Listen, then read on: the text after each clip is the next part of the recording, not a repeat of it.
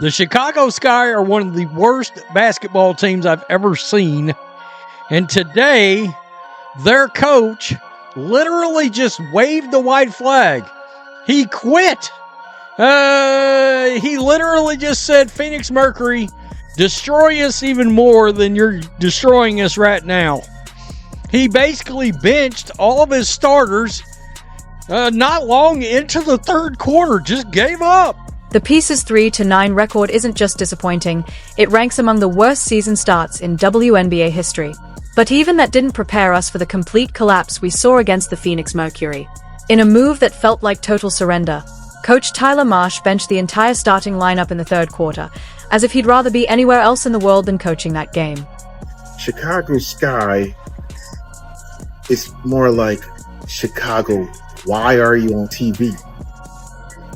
Like, they're embarrassment, bro. There's a reason why the Indiana Fever are on TV all the time, because they actually have a good product, and they have a good game, even a bad game. They're still actually fun to watch. This is horrible. Chicago Sky is an embarrassment, bro. The WNBA definitely screwed up having this game as a national televised game. They screwed up bad. The Chicago Sky went into their game against Phoenix on a rough skid, having dropped 5 of their last 6. They were already leading the league in the worst possible way, averaging 18.9 turnovers per game. That's a number so high, it actually makes the 1999 Washington Mystics' 21.1 turnovers per game seem nearly acceptable. This isn't just poor performance, it's like watching someone attempt brain surgery wearing oven mitts and a blindfold. I don't know what's wrong with them, but like, they could lose this game by 40.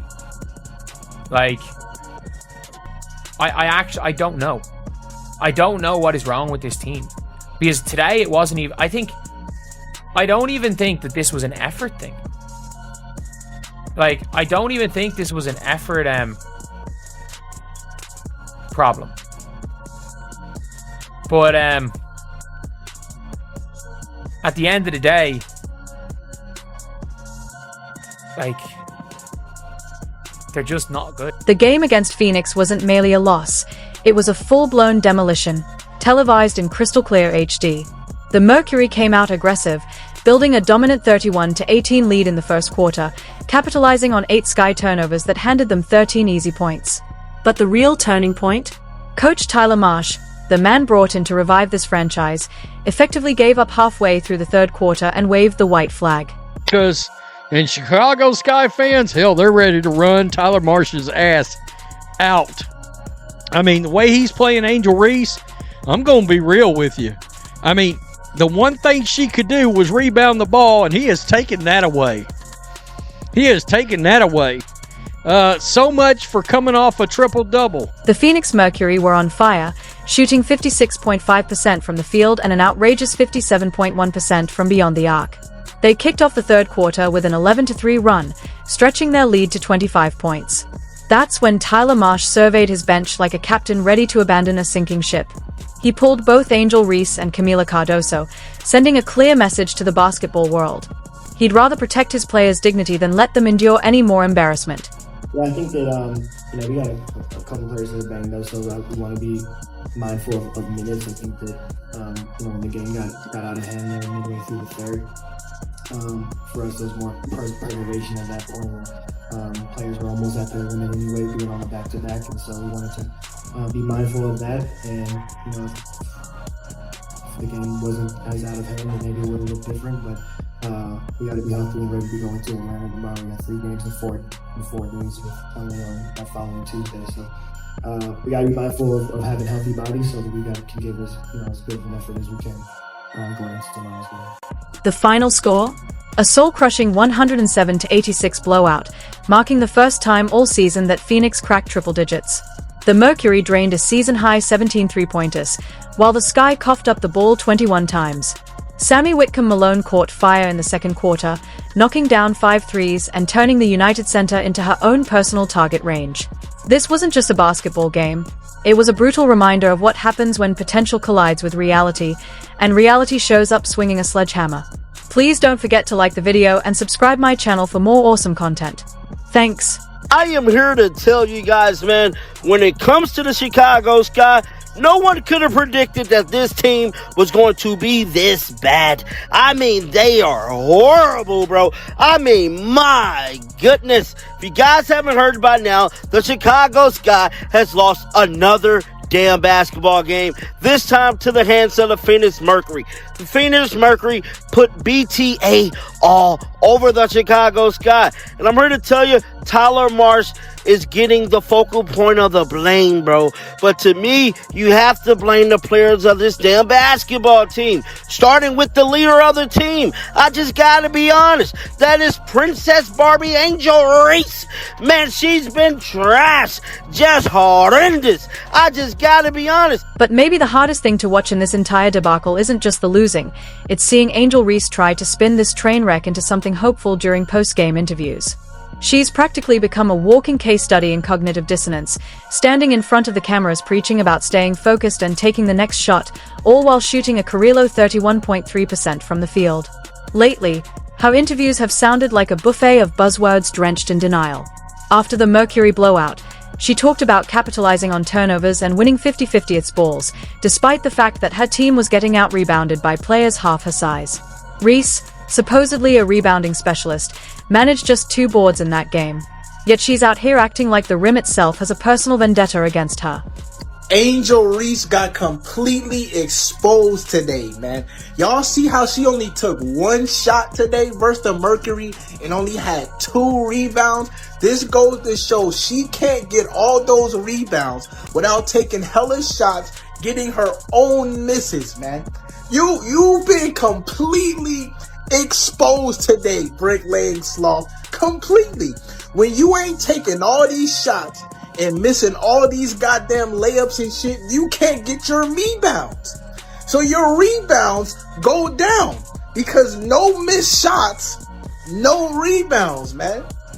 Perhaps the most revealing moment came when Reese spoke about winning the Bet Sportswoman of the Year award, proudly stating that she doesn't complain and shows up to work every day. This, from the same player who went 0-for-8 from the field against the Liberty and made basketball look more like interpretive dance. Through her first 7 games, she's averaging just 9.1 points on a bleak 30.9% shooting, numbers that would make a high school JV player cringe. What makes her interviews especially hard to watch is the overly forced optimism. Reese keeps preaching about giving ourselves grace and being super happy with where we are as a team, which is like being on the Titanic and complimenting the ice cubes.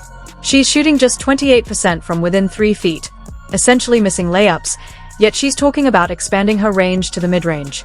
It's like watching someone miss the basics while planning for the advanced class. Obviously, this is my 3rd one. Obviously, it really meant something to other people today because it's me. And I focus on basketball. I come into work every day and work. I don't complain. I don't care about anything else. I have bad days. I haven't been playing well at all. And I can sit here and just mope around and point the finger, but it's been me. And I take accountability. I come in every day and try to be better than the next and better than the last. And I know my teammates trust me. I know they have my back. Ariel has my back for everything. And I just love that being a part of a team that I know really trusts me and trusts my work, and everything else is everything else. I'm just here just to come to work every day and go home. That's all I want to do, is just come to work and being able to enjoy my job that I love. People would die and kill to have this job. And being able to play with the best players in the world means a lot to me. I put my all in this. I do. Tyler Marsh arrived in Chicago with championship credentials, having played a key role in the Las Vegas Aces' back-to-back WNBA titles. He was billed as the basketball whisperer, the coach who would unlock Angel Reese's potential and mold Kamilla Cardoso into a dominant presence. Instead, he's become a prime example of what happens when lofty expectations collide with unshakable dysfunction. The breaking point came in the 3rd quarter against Phoenix. With his team trailing by 25 and the game unraveling, Marsh glanced at his bench like a man quietly planning his escape. Then came the career-defining move. He benched his starters and effectively waved the white flag. This wasn't about strategy or load management. This was surrender, plain and simple. His post-game comments were textbook damage control, citing player preservation and back-to-back scheduling. But the message was clear. He gave up. So I had to spin the block. Tyler Marsh, it's time to go. You still have no game plan for the Chicago Sky.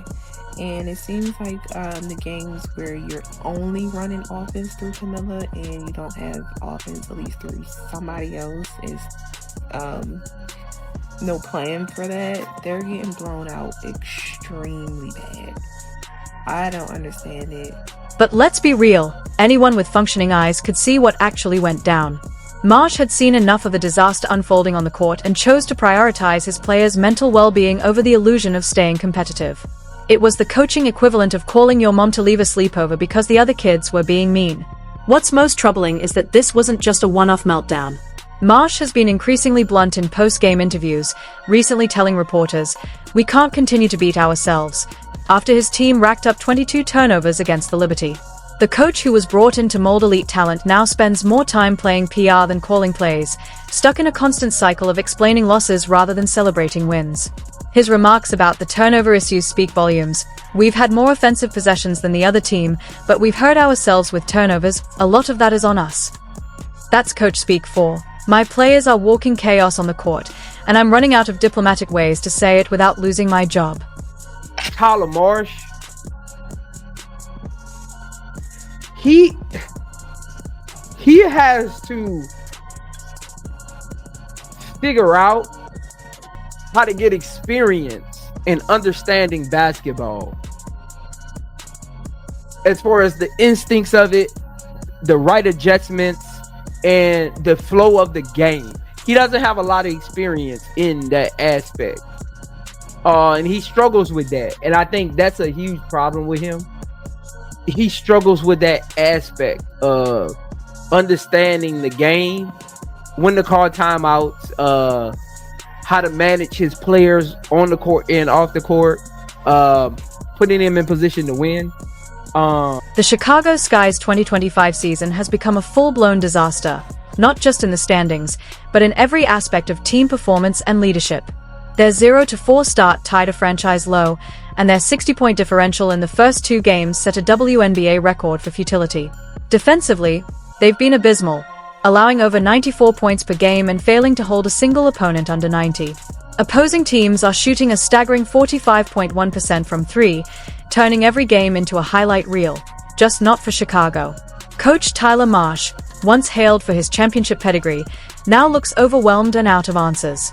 His decision to bench the starters mid-game against Phoenix, a clear sign of surrender, was the moment competitive integrity gave way to crisis management.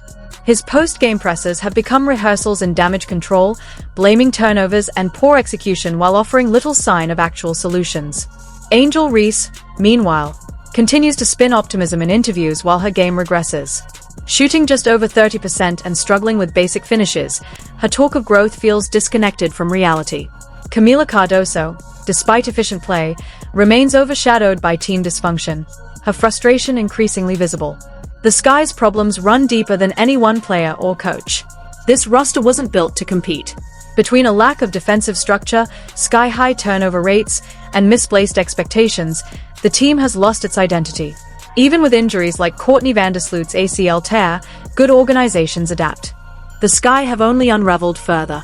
In the end, this season won't be remembered for one bad game, but for a total organizational collapse. What was supposed to be a rebuild has turned into a cautionary tale. Tyler Marsh may be polishing his resume, and Angel Reese may keep preaching positivity, but fans are left watching a team that's lost far more than just games. It's lost its way.